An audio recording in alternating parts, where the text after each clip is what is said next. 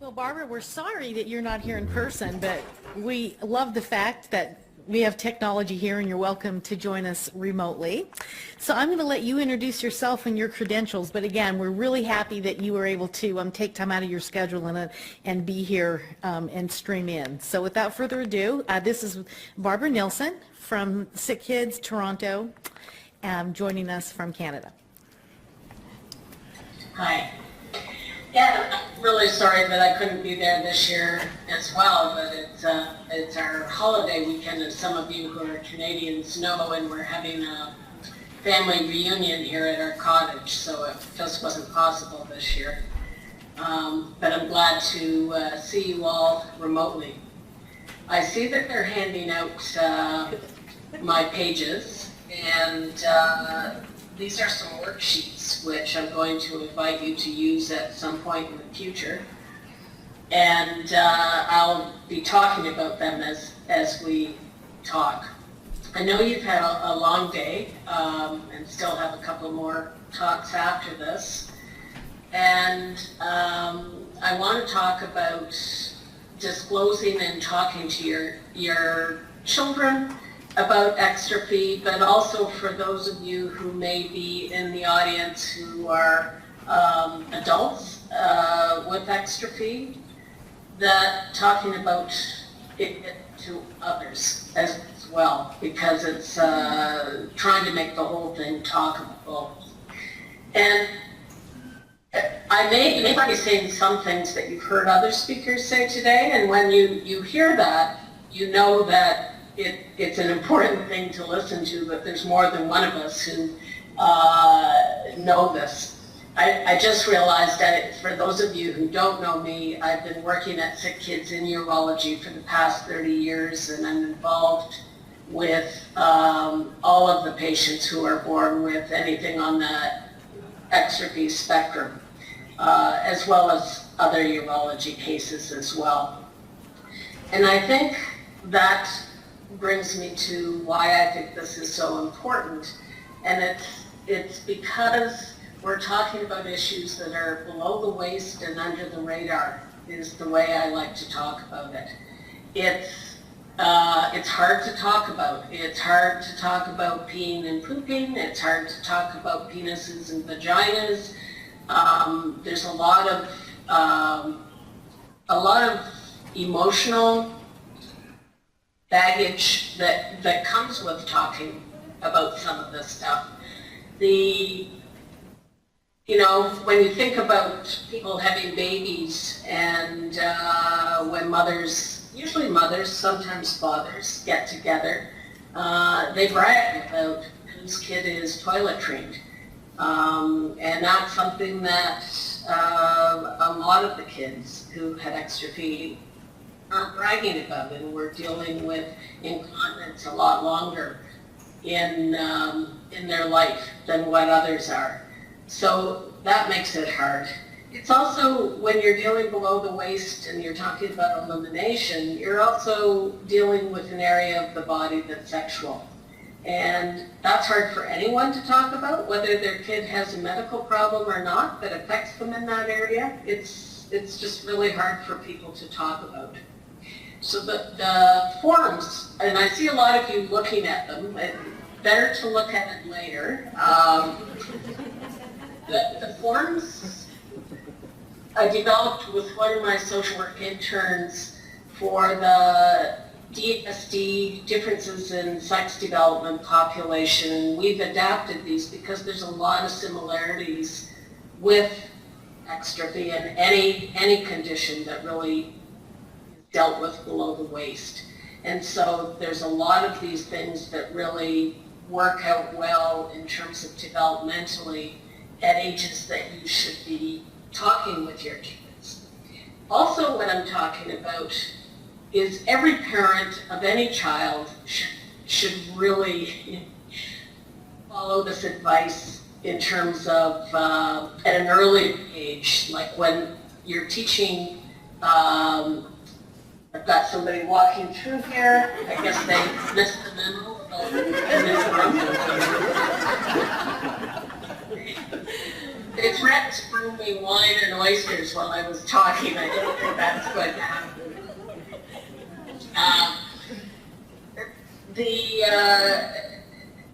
Teaching your children when you have a baby and you go ears, eyes, nose, that's when you should be teaching them penis. Are you guys still there? I can't see you now. Yes. Okay. Okay. Something's happened about it. There you're back. Okay.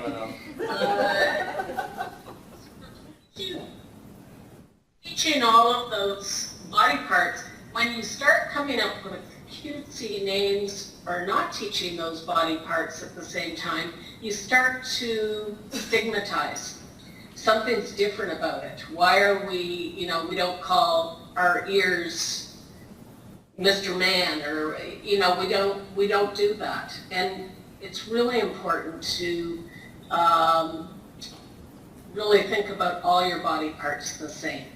And for your kids, well, everyone should do this. For your kids, it's really important because they're going to be going to the doctor. Those are the parts that are typically being examined. Not all other kids have those parts being examined as frequently as our kids in urology have. So it's really, really important. I was really pleased on social media to see one of our former fellows who's in Colombia actually posted something the other day, a message to parents about teaching the proper names for body parts. So while my worksheet that I have talks about grade 1, that's because this particular worksheet is based on the health curriculum that we have in Ontario. And they know that there are kids coming to school who haven't learned body part, and they're teaching them there. But I'm really strongly recommending that this is for all children, that you teach them the regular body parts the same as you would anything else. Again, the whole idea of stigma is what can cause difficulties later on. It's one of the things that can feed into having emotional difficulties or mental health problems later on. And so we want to try and avoid that as much as possible. The other thing that we want to try and avoid is the whole idea of differences. And one of the frequent questions I see on social media for the Exstrophy groups or the Hyphagus epispadias group is, what age should I start to talk to my child about this? And I see parents say not until they start asking questions.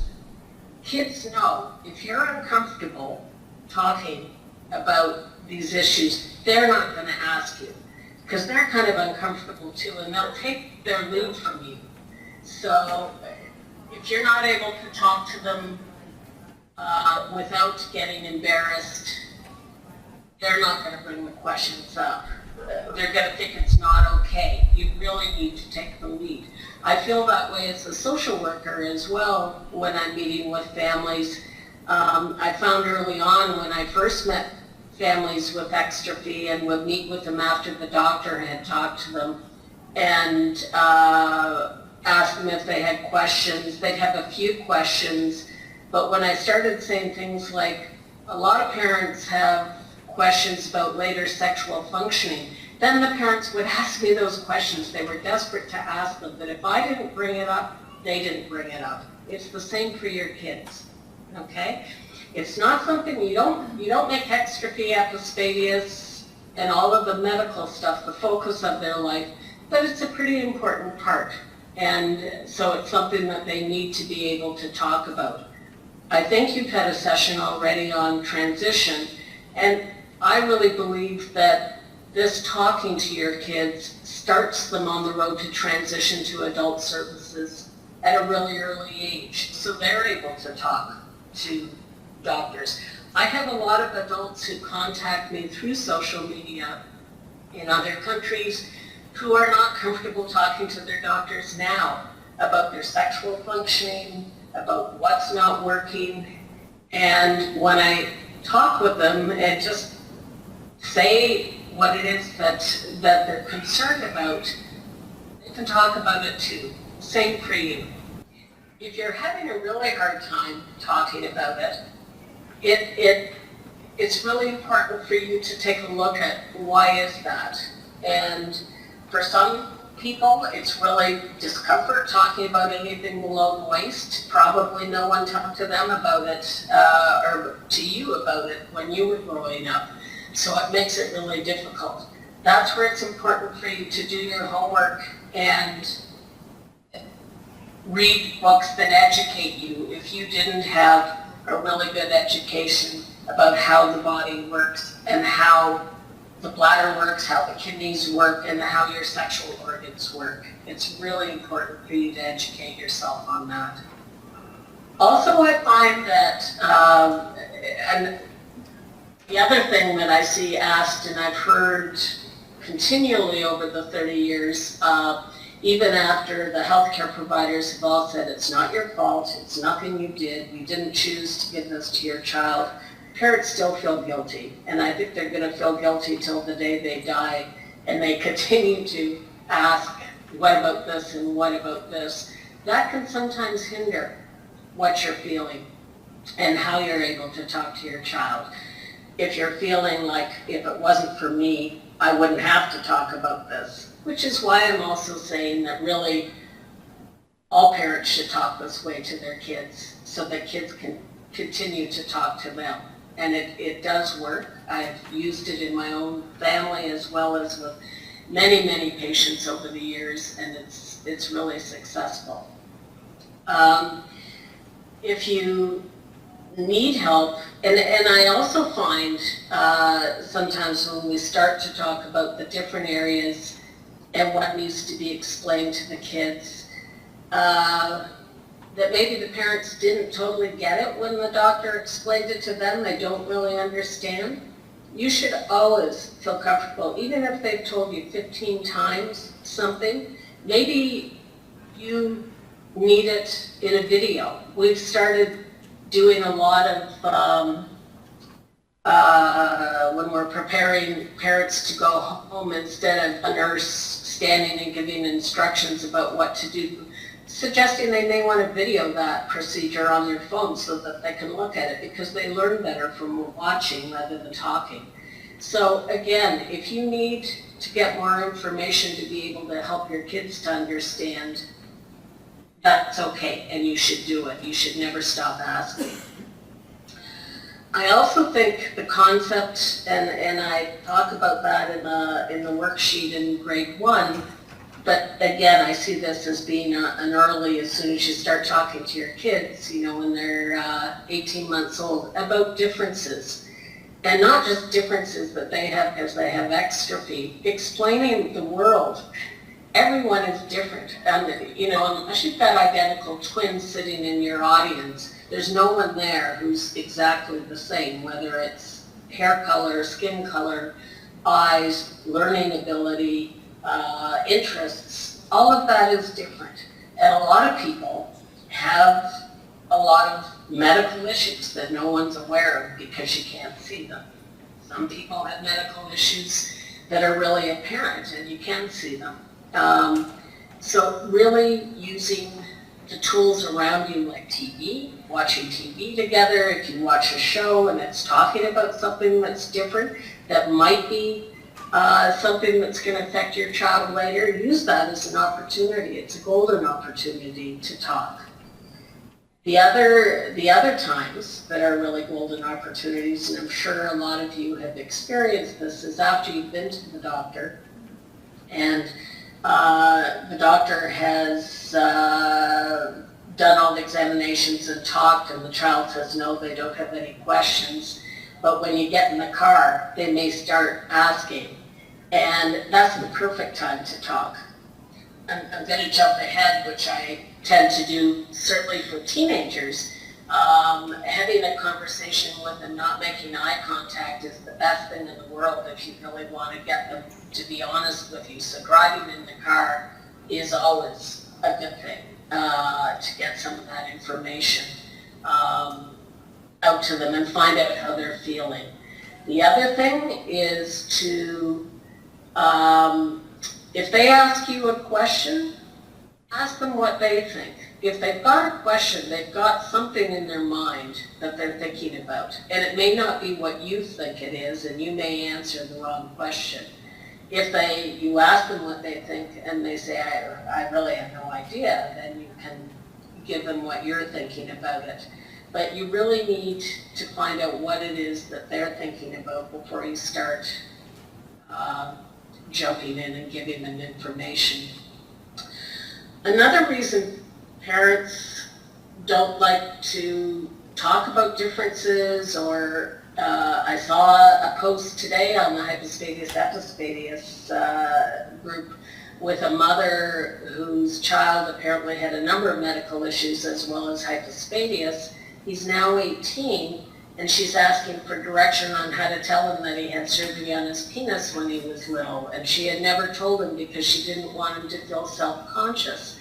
It's very possible he has a good idea that something is different about his penis, and all the men that I've ever met at their conferences, they all talk about being aware that something was different, and no one would talk about it, so therefore it must be something that's really bad. And you don't want them picking up that feeling. You want them to feel that to give them the information, because it's their bodies that we're all involved with. The healthcare providers, the surgery they're having, it's their bodies, and they really need to know. And I see a lot of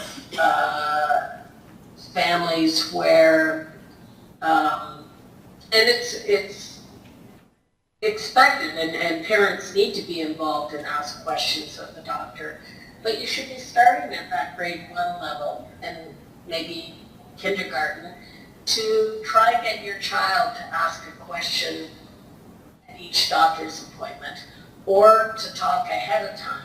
We're going to see this doctor. They're the doctor who worked with your Exstrophy.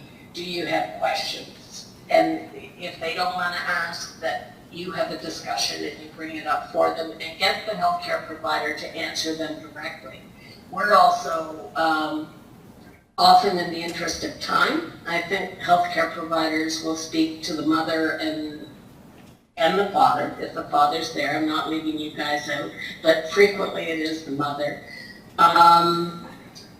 And don't ask the child what they're thinking. I know when I sit in on appointments, which I do frequently, I will stop everyone leaving the room and say, did you have a question for the doctor? And frequently kids will. It may seem like a stupid question. It might have something to do, one of my favorites was when we were discussing surgery with the child, and when we asked if he had any questions, he wanted to know how the doctors go to the bathroom when they're operating on him. So the kids have very different questions than maybe what it is that you think and have. I also saw one of our doctors and a nurse practitioner go in.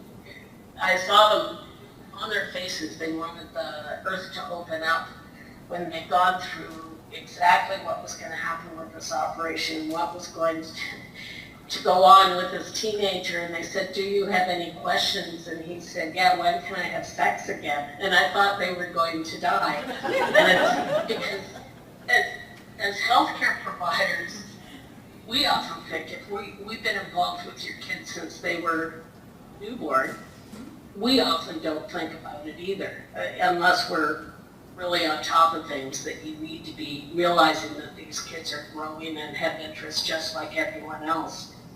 So again, with the worksheets, maybe your school districts aren't teaching sex ed and health topics at the same level we are, but you can bet at that developmental level the kids are talking on the playground. So if you have kids who have differences, you want them to know about it before they're talking about it at school. So if your daughter, for instance, might have some difficulties with periods, I think I have it in grade 5 where I talk about that might be a good time to make sure you're connected to an adolescent gynecologist who works with your team or is willing to work with your team if your team doesn't have one. and find out if there are going to be any differences, because some kids do. Not all, but some do. So making sure that they know. I know I have, I forget what grade level I have this in, but when they talk about feeling and sexual feeling, that there may be some differences because of surgery. There may be areas that are numb, that they can't feel sensation. Those are things. That's more likely to come in adolescence, but those are things that they do need to think about and know about. Again, getting up to puberty, and remember that some kids go into puberty, usually girls, and it's the low end, but at age 9, so you need to be thinking about these things sooner. And I've seen a lot of boys, when we bring topics up with them, or with the parents, will want to know about ejaculation. And we'll ask if they have wet dreams. And we've had parents who aren't sure what wet dreams are. So again, that goes back to my talking about maybe bringing yourself up to date on sex ed, and also using your healthcare providers to ask if there's going to be any differences, because if we're talking about retrograde ejaculation, which can be an issue for some boys with exstrophy, it's good for you to know what that is, and it's good for the boys to know what it is.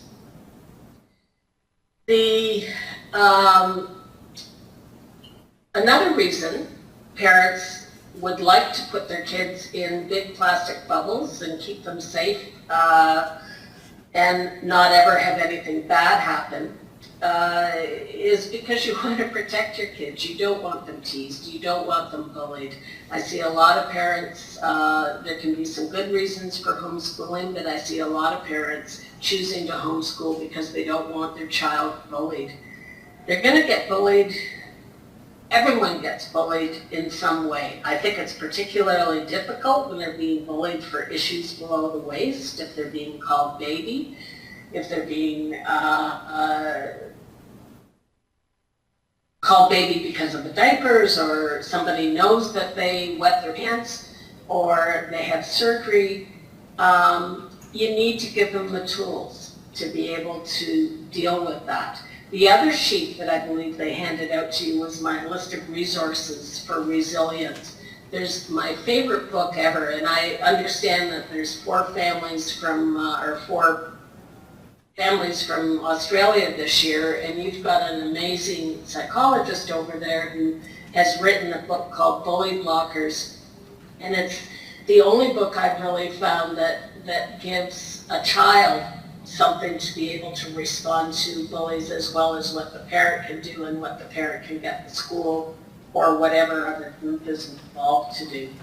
And she has also now written a book about being bullied at work. So think about it. Your kid is not just going to get, and some of you may have experienced that, being bullied at work.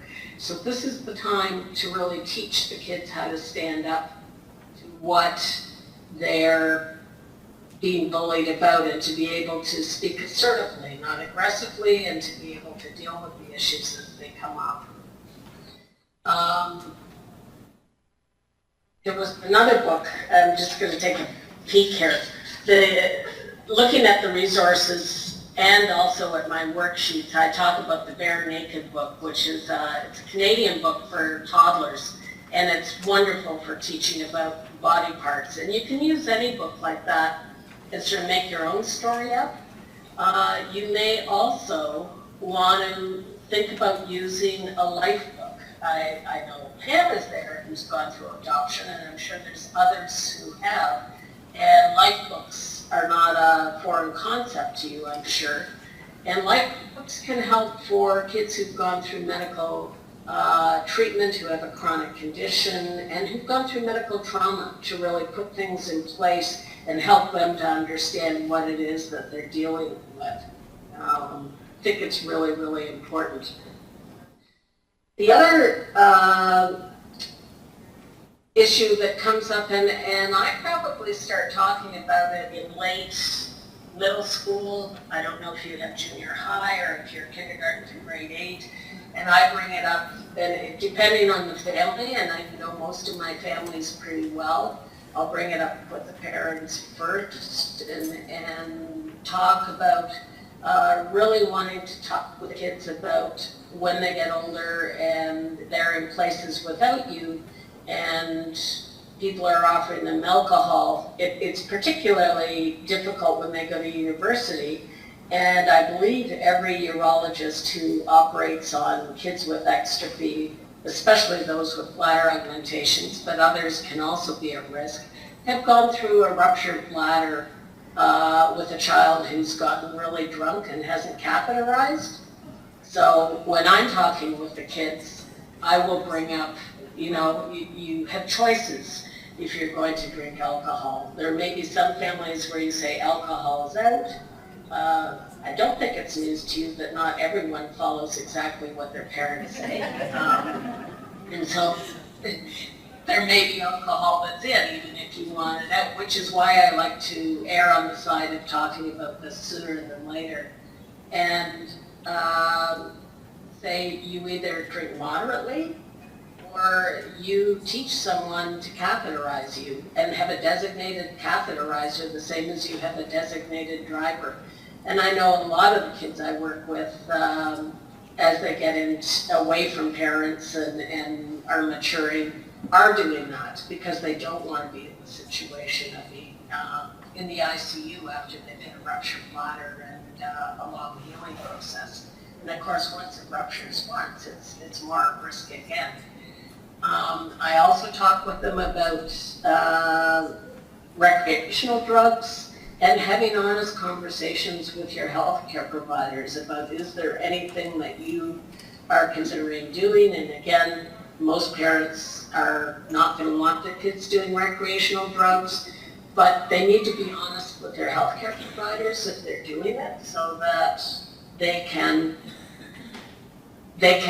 advise them if there's anything. Is there something they're taking that might affect their kidneys? Is there something that would affect them that might affect the amount of urine they're putting out? Really, really important to have that conversation with the doctors and their healthcare providers, whoever they feel most comfortable with. If you don't start with the basic work that I've talked about, like starting with body parts and again, a lot of parents wanting their kids not to see themselves as different. Well, again, as I said, everyone is different. And for kids with exstrophy, this is one of the differences they have. There's some things we don't know. It doesn't mean that there are things they can't necessarily do. But just like I never went to the Olympics because I don't have the ability, they may not achieve continence without an operation.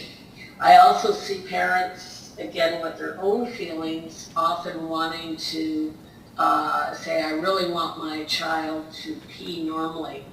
And for kids who end up with a Mitrofanov or some other kind of way of emptying their bladder, that becomes their normal. And they are okay with it. Again, you're here at the conference, so you're going out of your way to get information, which is really great. But I so wish that there were so many others who understood that as well. It's often, again, a protection and not wanting them to think that they're different. And again, the mom on who hadn't told her child that he'd had surgery on his penis, she said she didn't want him to feel self-conscious about his penis because he felt self-conscious about some of his other scars. You're going to feel self-conscious, so then you need to work with your kid about how are they going to deal with that self-consciousness. I'm not sure if they've talked about camp yet, but for 10 years I went to the Canadian camp with our kids, and it was my favorite week of the year because it was a week where the kids totally relaxed, didn't care if people saw their scars, didn't care if they had colostomies, if anyone saw the bag, girls in bikinis, boys, having fun and having water fights with amateurs, and really not having to hide. And it was such a release for them not to have to hide. And that's, again, that whole stigma. I know that a lot of families don't want their children to share their medical information outside the family because, again, people may use it to bully. If you give them the tools, they can deal with the bullying. But it's important that you talk with the kids and explain the difference between privacy and secrecy. That's a really, really important fact. If privacy, there's lots of things we keep private within our family, but if once you get into secret, you can't tell anyone because this might happen. It starts the stigma, it starts the shame, and we don't want shame attached to this because we know that can be really detrimental over the long run. Also, with them needing to be able to feel comfortable talking to you so that when they're choosing a partner that they may want to be with, that they're able to share the information with the partner. Again, I can't see clearly if there's adult patients in the room, but the,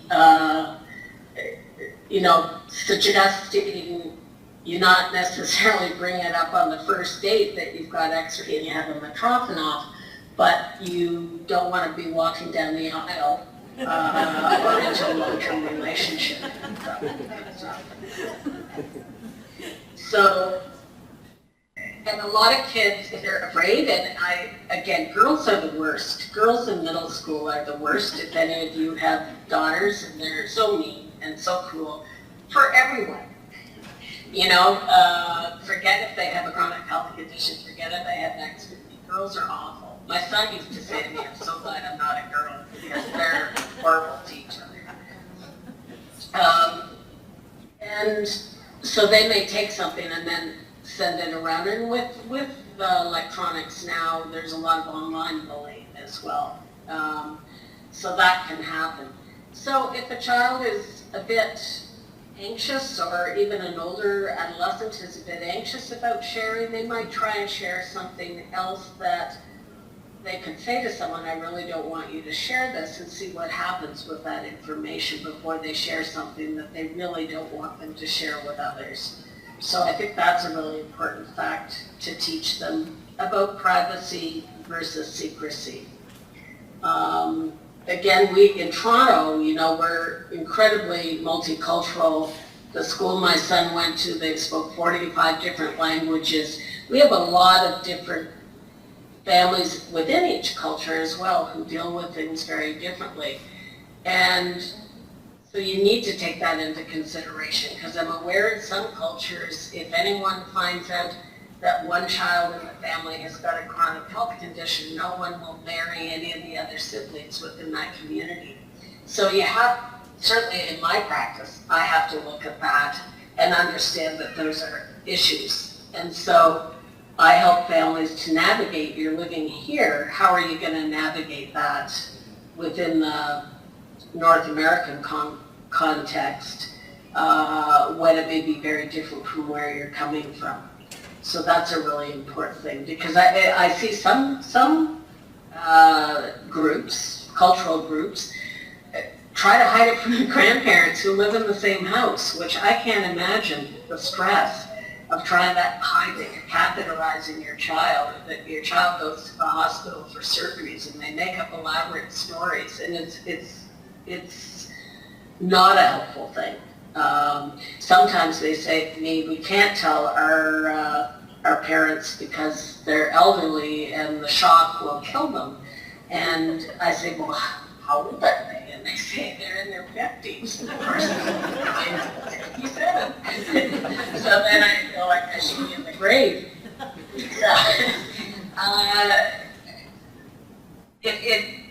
One has to work within that, but you have to find a happy medium so that kids can talk about these issues with their families and be able to take it outside and talk with those who need to know later on. Also really important for parents to sort of check what's okay as the child gets older. Is the child okay with you sharing information? Sometimes they're not. Some kids actually, when they're quite small, aren't real thrilled that their parents are sharing information, and I think it's important to let kids know that it's important for you to get support as well, which is why sometimes you do talk with others. But as they get older, often their privacy needs are much increased, and it's really important to check with them about what's okay to share. I could talk about a lot more, but I want to give you some time to ask questions. So I think that's what I'll do at this point.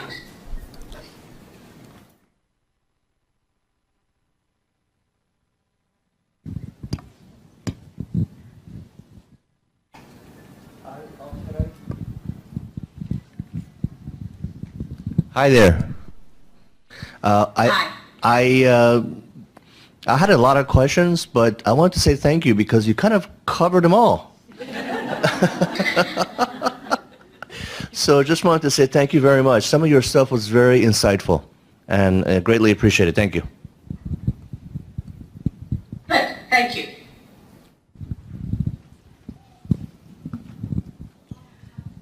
Hi, Barbara. My name's Christine, and we've connected online on Facebook many times, but have yet to meet in person. Yes. In any case, I had a question for you. My son with bladder exstrophy is 8, and he's fortunate to have a younger brother and a younger sister, so he's seen other people's genitalia, and so he already has, an understanding that his are a little bit different. But like the Bare Naked book and stuff, do you know of any books that explain anatomy to kids that show like differing anatomy, like differing examples? So that, because I've kind of tried to explain to him that his are different, but not everyone else's look the same either. But it'd be nice if there was a book that kind of helped to illustrate that. They tend, now unless somebody there can cut, there's a number of books that have been written for kids, but then there's also books with photographs, and you don't want to give them pictures of unrepaired exstrophies. Yeah. Actually, now, and I don't think I have these in my resource book. And 8 years old, I might use it. There's a book that is nothing but pictures of different vaginas. And there's now a book out with nothing but differences in penises, like they're photographs. Uh-huh. And they're typical. They're not people who have exstrophy. They're not people, and you can see what a huge variation there is. Okay. Because there's a whole lot of people who have nothing that's not typical. Everything is typical about their development, and they're not happy with how they look. Mm-hmm. I think, again, boys with exstrophy tend to have shorter and wider penises than typical penises, and a lot of them have enough for sexual function. Some might not, and again, that's not something that you're necessarily going to talk about at 8. Yeah. That might be something that you talk about as you get into high school. Mm-hmm. But you are also going to have to be comfortable, or if you really can't see yourself doing it, find someone for them to talk with. And again, I do a lot of this, and I'm sure a lot of the teams now are getting someone psychosocially to talk to, who do explain other ways of having sexual satisfaction, other ways of having children, other than through typical intercourse. So that's something that comes up. But in terms of books, I would think it might be a good idea. I know the surgeons I work with all tend to draw pictures all the time. I would try to get them to draw pictures of typical penises. And again, as you said, your child has got a brother and sister, so has something to compare to. And that's just one more difference, What I would do with the Bare Naked book, because in the middle of the book it has, it's pretty simplistic because it says boys have penises, girls have vaginas, and that's not always necessarily true. But that's where you could say, and some boys have penises that are big, and some have penises that are not so big. They're all very different. Mm-hmm. And some boys have penises that need an operation. so that they can work the way they need to for peeing. And then as your child gets older, you also add for intercourse. So there's a challenge for someone to do a kid's book. My son's girlfriend is just finishing her master's in graphic arts in Mexico, and her thesis has been on doing graphic novels, and actually erotic graphic novels. Maybe she would like to do a children's book. It's not so erotic. Sounds good. I'll ask her.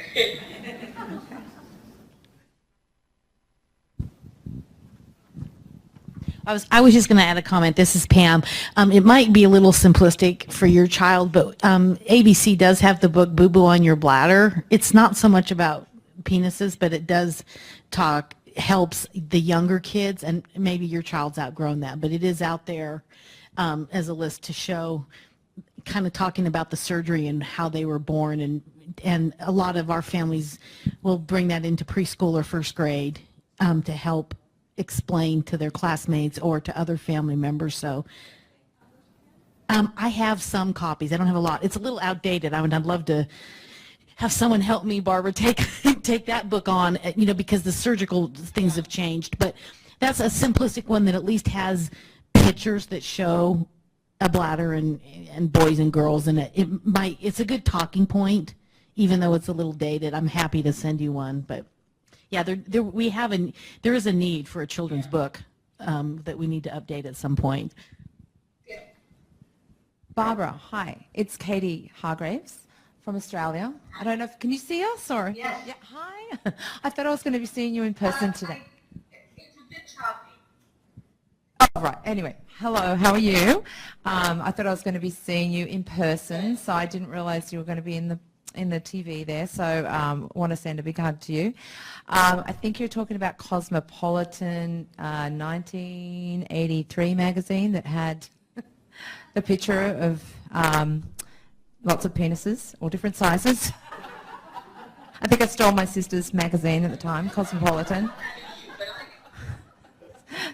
Anyway, I think there was a pull.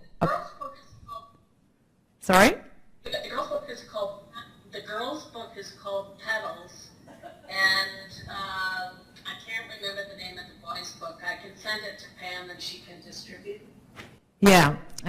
Anyway, I was just I don't know if you have Cosmopolitan magazine here, but that was our big one in my younger days. Yeah. And also, I didn't even know about the Bully Blockers book either. So that's from Australia, did you say? Yeah.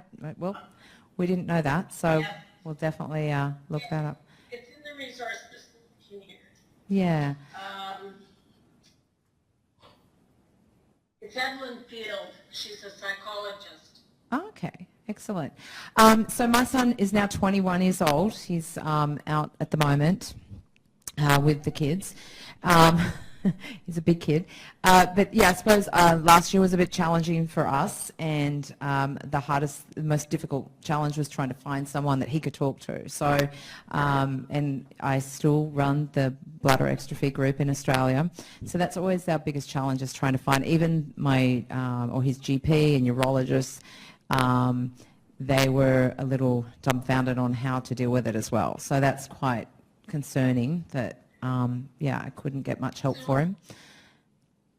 So for one of your members from Australia who was having a really hard time talking to his doctor, I ended up writing a letter which I emailed him for him to take to the doctor and sort of tell him these are things that kids or young adults with exstrophy want to talk about, and he's embarrassed because it is embarrassing, and could you please talk with him about it? And that's what he did. And I also said he needs to talk to someone, and this is the kind of professional I'd be looking for. So I think that's really important to help them to know what to talk about. Can we have a copy of that letter, please? Well, that's yeah. I can probably anonymize it, and yeah, I could. No, that's something that's as simplistic as we need. I mean, it's quite challenging. He was given the pediatric urologist's wife, who's a child psychologist, who he didn't like when he was 8 years old, and they were trying to say he needs to see her at 20 years old, and it was not going to happen. So, yeah, it was really challenging. Anyway, he ended up speaking to his father and sorting a few things out, writing the letter himself, and the biggest thing for him at that age was just being able to tell his friends so that they knew, because he'd never really told them. So he felt like he was living a lie. And once he got that off his shoulder, that felt a lot better for him, just that alone. But and are you available at all internationally over Skype or anything? A lot of people ask me all the time, who can we speak to? And, you know, we just have such a small population of bladder exstrophy people, so it's hard to...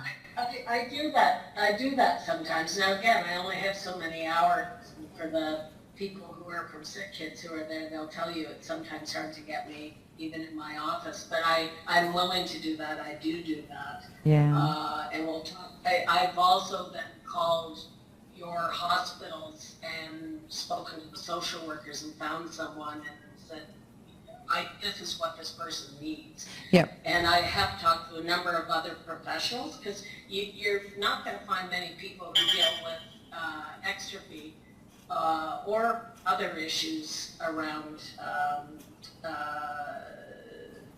sexuality and chronic illness.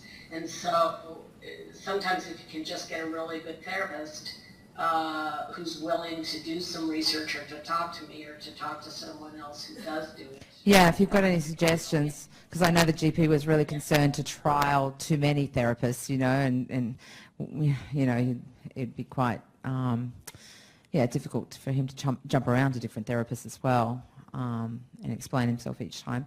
But yes, would love that letter, and anything else that you can think of internationally that would work would be great. I love your work, and we'll get you back down there again one day, and we'll get you there. Just sorry this year just didn't work. Yeah. All right, I'll leave it to someone. Lovely to speak to you, though, Barbara. Take care. Well, Barbara, I think that's it. Thank you so much for taking your family reunion time to be here with us. It's always lovely to talk with you, and you do provide such fantastic insights for us. So thank you again. And I'm sure if there's questions afterwards, we'll get them to you, and we can work it that way. I'm happy to answer anything. Thank you. Thank you. Enjoy the rest of your vacation.